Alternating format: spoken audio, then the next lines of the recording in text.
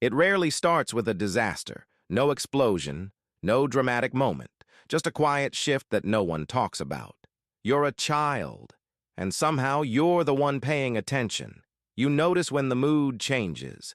You notice when voices get sharper. You notice when silence means something is wrong. And without realizing it, you adapt. You don't ask for much, you don't complain, you don't make things harder, because somewhere deep inside, your brain learns one rule. If I stay small, things stay stable.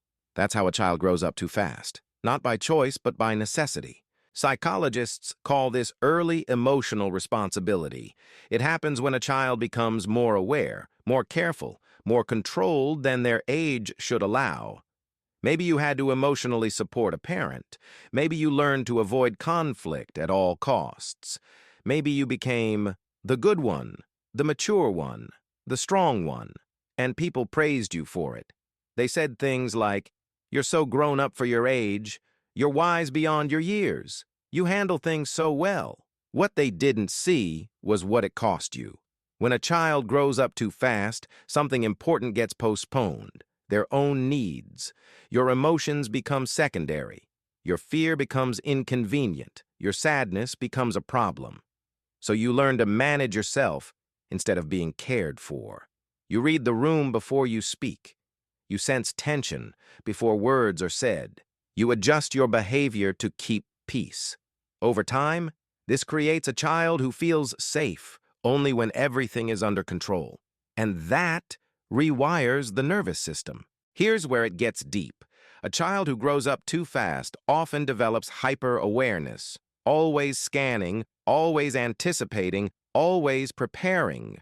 Your body learns that calm is temporary, that peace can disappear without warning, that rest is something you earn, not something you deserve. So even as an adult, your system doesn't fully relax. You may feel uncomfortable doing nothing, guilty for resting, anxious when things are quiet, because chaos feels familiar and familiarity feels safe. As you get older, this survival pattern disguises itself as strength. You become independent, sometimes too independent. You struggle to ask for help. You feel uneasy relying on anyone. You might attract relationships where you give more than you receive, where you become the emotional anchor, the fixer, the listener, and secretly you wonder why no one ever takes care of you. But you don't say it, because you learned early that needing too much risks losing everything. Many adults who grew up too fast feel emotionally older than their peers, yet strangely disconnected from joy. They can handle pressure, responsibility, and crisis, but struggle with play, softness, and rest. Happiness feels unfamiliar. Praise feels uncomfortable. Love feels conditional. And deep down, there's a quiet exhaustion. Not physical, existential.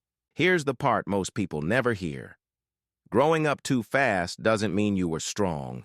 It means you were unsupported, and there's grief in that. Grief for the version of you who didn't get to be messy, didn't get to be careless, didn't get to fall apart without consequences. That child is still inside you, not broken, just waiting. Healing doesn't start with changing your behavior. It starts with recognizing the pattern, not telling yourself, "It wasn't that bad. I survived. Others had it worse." Survival isn't the same as being whole. Healing begins when you admit, "I had to grow up before I was ready, and that wasn't fair." As an adult, the work is no longer survival, it's permission. Permission to rest without guilt. Permission to need without shame. Permission to feel without apologizing. It means learning that love doesn't require performance, that safety doesn't require control, that softness isn't weakness. You don't heal by becoming someone new. You heal by returning to the part of you that had to disappear too early and finally letting them exist. That's not regression. That's integration. And maybe the real question isn't, "Why am I like this?" Maybe it's this. Who would you have been if you were allowed to be a child? What parts of you learned to stay quiet, to stay useful, to stay strong, just to keep love from leaving?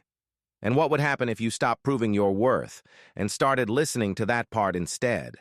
So let me ask you this. When did you grow up?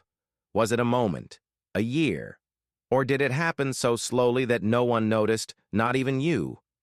And if that child inside you could finally speak today, what would they ask for? Rest? Safety? Or just to be seen? Take a second. Be honest. Because sometimes the beginning of healing isn't an answer at all. It's the first question you were never allowed to ask.